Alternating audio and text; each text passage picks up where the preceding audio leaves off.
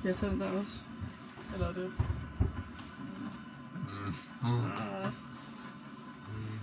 Ja, det er også det. Skulle du have en kop kaffe, Mange? Ja, det kunne jeg nok. Lige for ned. Hvor mange teskeer tror du skal have? Hvor mange teskeer skal du have i gang? Ja. 7. Okay.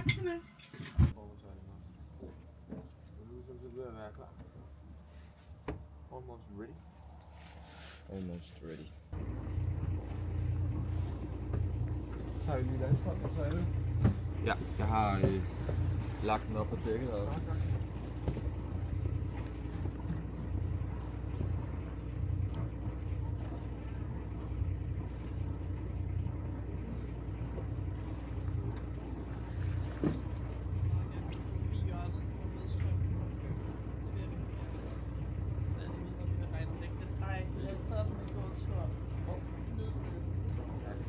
En ting, inden vi lige smider. Jeg skal lige hurtigt have fanen på vindruret. Nu tager jeg fortøjninger. Ja. Meget sjovt.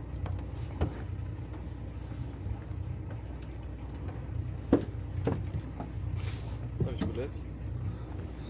Kommer jeg lige om 2 sekunder. Det er lige lavt, farvel. Kom, du skal bare på, du. Bakker jeg ud. Vi sejler, Laura.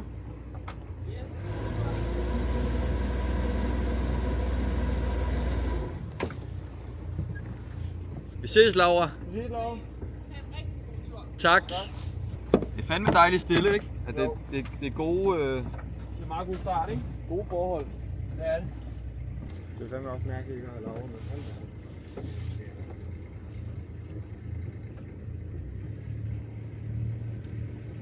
Det er jo desværre sådan, det måtte være. Det er fandme tænkt på længe her i den her skib. Så er det 4-5 døgn. 4-5 døgn til søs. Hold da kæft. Det er allerede spændende at se, hvad vi går. Den driller på den her iPad i. Gør det? Det er ikke, hvad den laver.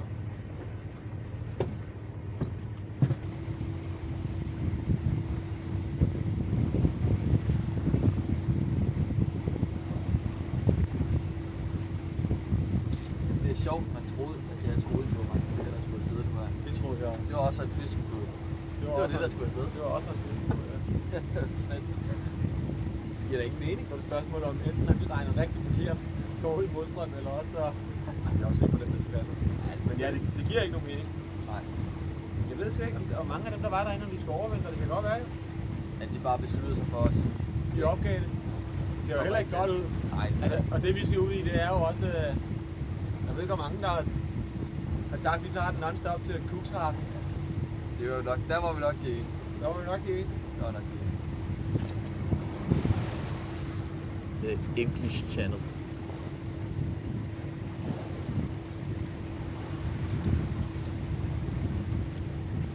Ja, det virker jo til at være noget, der er så tæt på Danmark, men Ja, det er bare så... fandme også langt væk. Ja, når man sidder her nu, så synes man fandme, der er langt til Cuxhaven.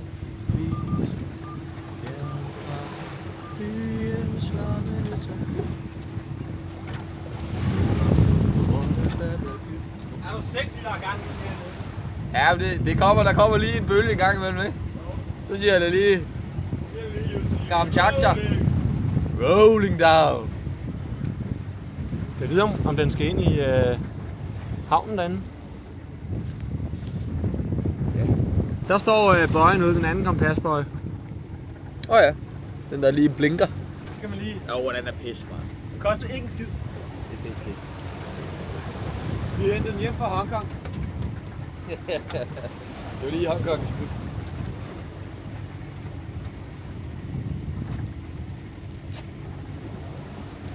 Ej, nu begynder der lige noget. Jeg skal måske købe det. Ja. Jeg glemmer det.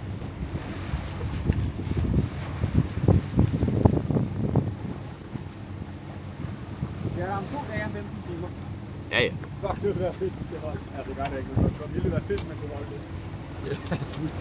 Ej, det ville jo være fantastisk at ligge Cuxhaven på 2 dage. Ja, men altså 500 sømil på 2 dage døgn. Det duer ikke. Nej, det er too much. Det er vanvittigt. Det vil være vildt.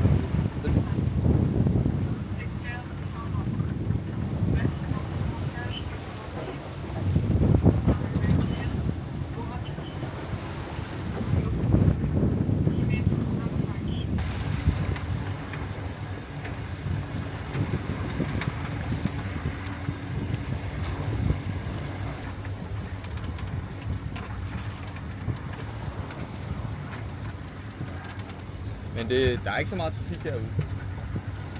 Det kommer. Det er et godt startskud, og vi Det er tager også meget lidt fedt, stille at der ikke er så mange bøjer og sådan noget her. At det bare er, altså det er jo bare lige ud. Ja. Men ja, vi skal jo følge den der traffic lane der, når vi kommer ned til den. Der er nok mange. Men vi er jo inde i den jo. Så de kommer ikke til at forstyrre os. Nej. Men det er godt så vildt ud, tror jeg. Ja, det tror jeg også. Kæft, den her hund er taget. Det var din nummer 2. Der har du 6 tilbage. Det er ikke meget. Nej. Det er faktisk ikke meget til 4 dage. Nej.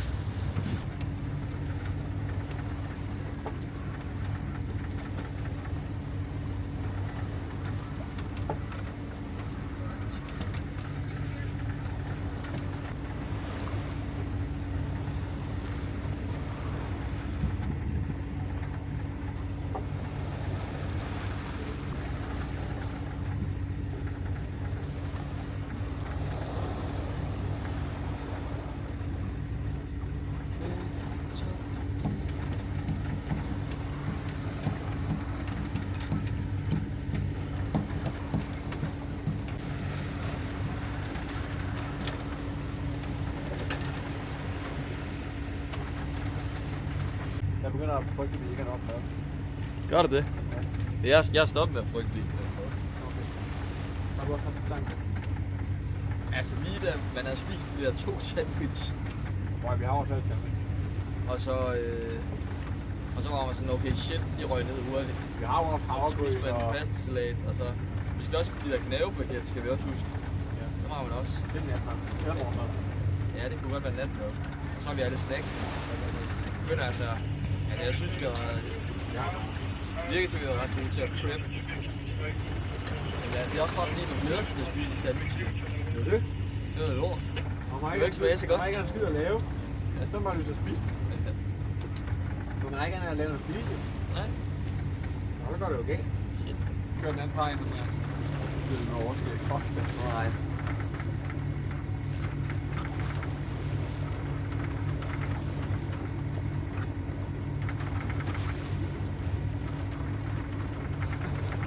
Jeg finder nogle flere snacks.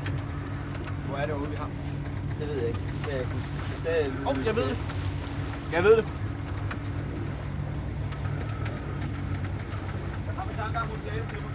Åh, fandme snacks, du. Så er snacks. Hold da kæft.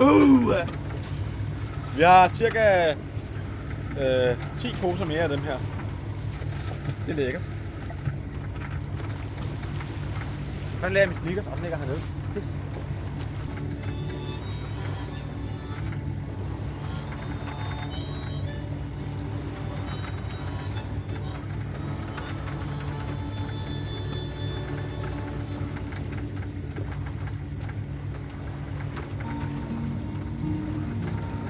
Den er også god.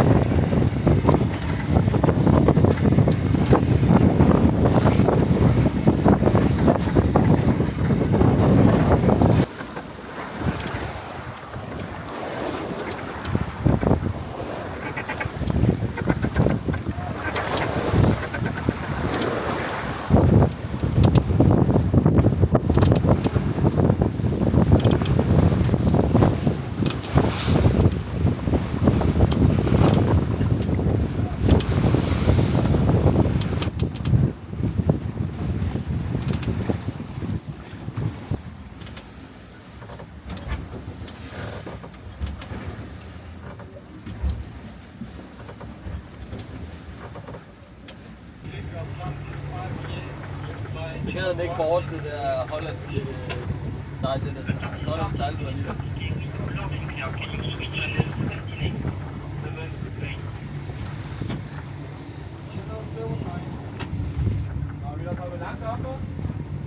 Ja. Ja, vi er kommet et godt stykke. Det er dejligt, når det begynder at blive lyst. Det er dejligt, når det begynder at blive lyst.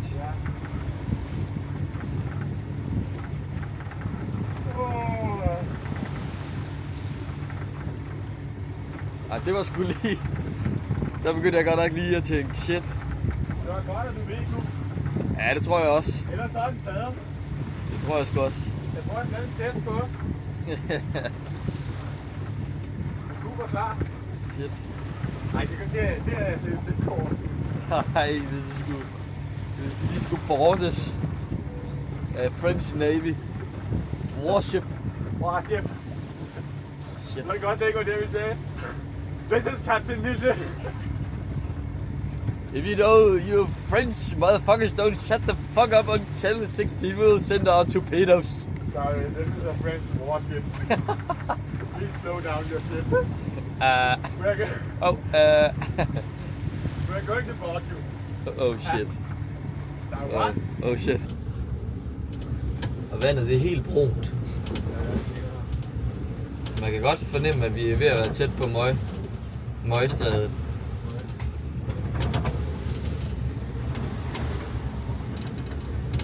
Har du slet ikke sovet? Jo, det har jeg. Okay. Jeg har vågnet mange gange. Ja. Jeg har ikke sovet lige så godt som første gang. Nej. Der var du også helt energized. Ja, der trænger jeg lige. Jeg ved ikke, om jeg skal ligge ind i stikkeren, eller jeg skal ligge der. Jeg vil ligge her. Vil du det? Ja, jeg tror ikke, jeg bruger lidt godt i stikkeren. Det er fedt.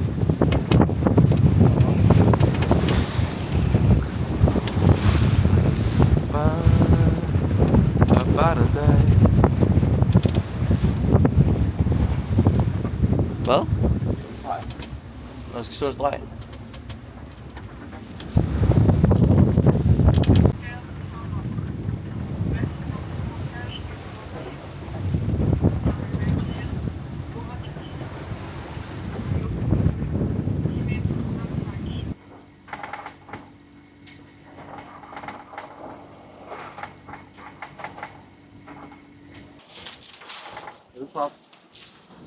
Nej, det er faktisk ikke sådan. Det var virkelig godt, det der. Det var virkelig godt at få den der, at jeg faktisk fandt virkelig godt i søvn. Og var, da jeg vågnede, der var det sådan, øj, Hvor lækker. mere søvn, mere. Mere. Men så har man virkelig været nede i den der dybsøvn, det er det, det er det, jeg har manglet. Nu er det fedt, nu er det sket. Så, Nu kan du holde dig vågne på dagen. ej, det er godt det her. Op mod modstrømmen sejler knop hurtigere. Det er rigtig godt, men ja, det er rigtigt, vi er meget på kurs. Jeg prøver at få... Jeg vil bare se, om du kan se en lavestikning, det tror jeg ikke. det lignede, du var til. En selfie. Sandwich. Ingenting. Sandwich selfie. Det er hårdt, det her vis. Ja. Men hårdt. Du var også helt rød øjne. Du har bare ikke sovet særlig meget. Nej, det har jeg ikke. Altså, det kan jeg godt at tælle de der dybe søvntimer, du har. Det er rigtig mange. På 2 døgn har jeg jo sovet. Ja. Tak.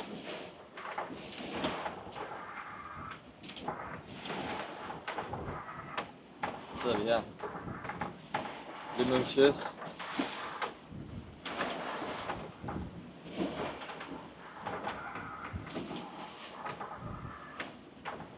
Ej, det er spændende.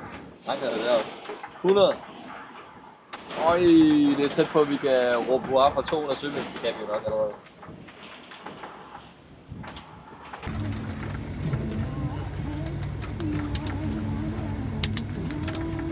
Nej.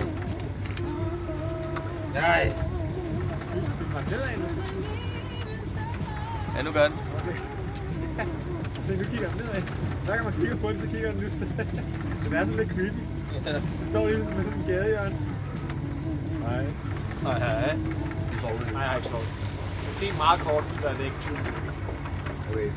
Det var sådan lige i starten, da du lette allerførste gang. Ja, og så kom dyt, dyt, og så vågnede jeg.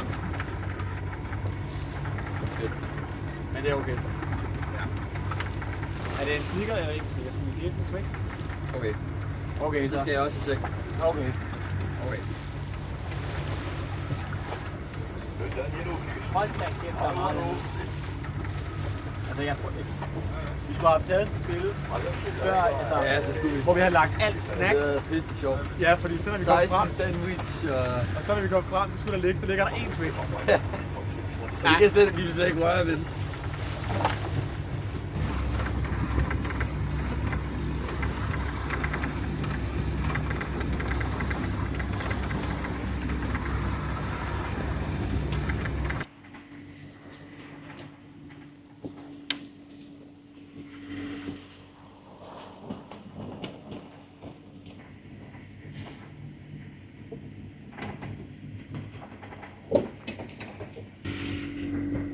Morgen, William.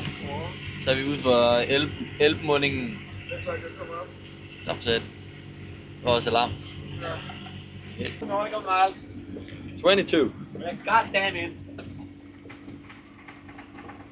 We got them close. Goddamn close. Ja, der har været så sindssygt mange.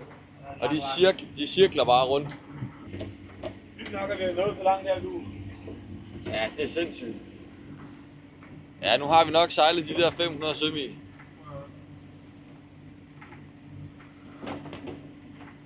Der er nogle absurde store skibe, der kommer ind og ud her. Hvad? Det er vildt, ikke? Ja, det er fuldstændig sindssygt, når de er lastet, de der skibe. Det ser fuldstændig åndssvagt ud. Og så lige sådan en fuldstændig rød morgenhimmel. Og så sådan en gigastort monster dommedagsskib. Det fatter man ikke helt. Det er sådan, det er en mærkelig følelse. Det er et mærkeligt tidspunkt på dagen at komme hen, fordi vi begge to er fuldstændig sindssygt trætte. Vi er fuldstændig Vi smadret. er fuldstændig smadret. Altså, jeg skal bare sove. Jeg skal sove. Ja, det skal jeg også. Ja, det der med at gå op og finde bad og alt sådan noget der, det kan godt være, det er nødt til at vente lidt. Ja, ja. Jeg tror, jeg vil gå rundt og rydde lidt op nu her, hvis der kun skal være en ved roret.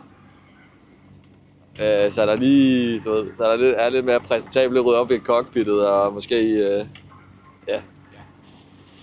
Men det bliver godt, når Laurinaen står derinde på kajen. Forhåbentlig. Måske hun er nået frem. Ja. Ja, det er sgu hyggeligt. Cuxhaven. Hold kæft, en sol, mand. Ja, godt ud, ikke? Wow.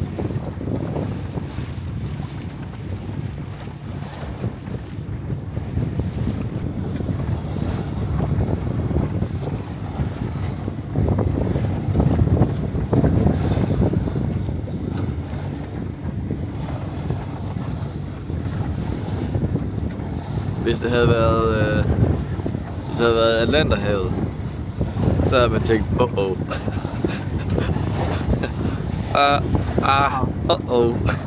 Der var noget med det der red in the morning. Vi har træning til Brook. Det bliver ikke meget mere red end det her. Nej, det gør det godt nok ikke. Det er helt red. Det gør man vildt.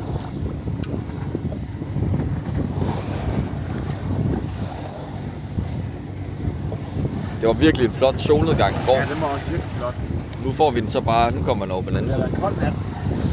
Ja, den har været kold og fugtig. Det var virkelig flot i går, da du kom på vagt. Ja, det var helt Den var sindssygt. åben og det der. Ja, det var også virkelig flot. Og så kommer den foran derovre. Ja, det var sådan, jeg så Georg Stage. Jeg havde gået fra Sjællands Odde til Rødvig, Hold da kæft. Rørvig. Og så taget færgen over til Hundested. Og så stod jeg på stranden i Hundested. Så du det der. Og så så jeg bare Georg sådan en fuldrækker. Skud på skib. Og så tænkte jeg bare, det der, det er jeg nødt til at finde ud af, hvad er. Altså, hvad fanden er det? Fordi det skal jeg kraftedeme prøve at sejle. Jeg vidste ikke, der fandtes sådan nogle skibe dengang.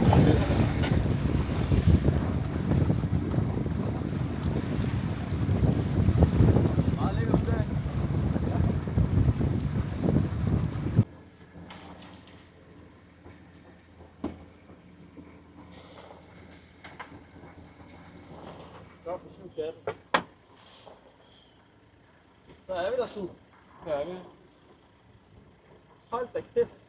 Så er lige pludselig et helt helvede vel af andre måder. Ja. Der er fandme roligt. Helt vildt.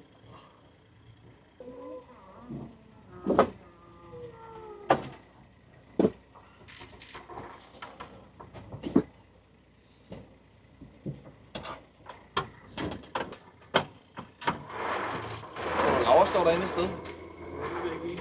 Tror jeg.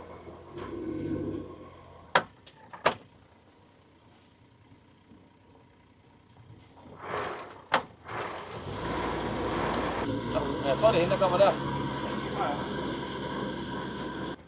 Halløj!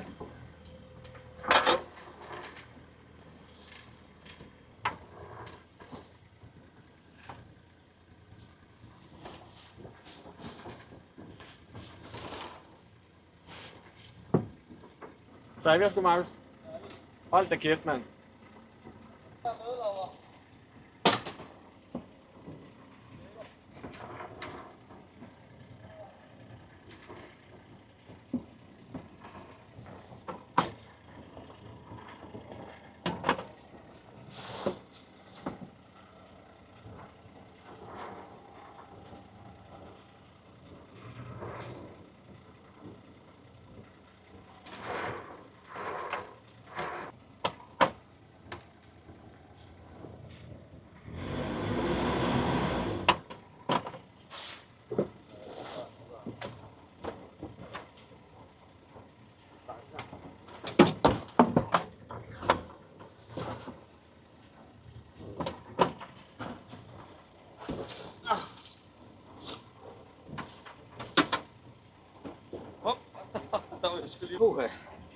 Så er vi sgu i kuksaften. Puha. Ja, det kan gøre, de var pisse.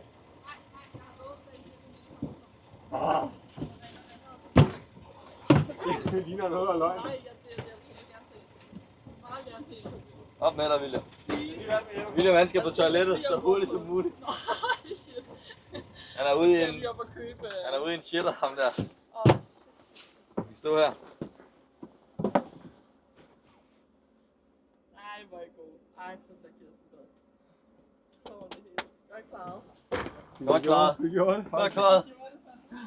Hold da kæft, mand. Sådan. Hold da kæft. Hold da kæft. Det er helt vildt det her. Hej med jer.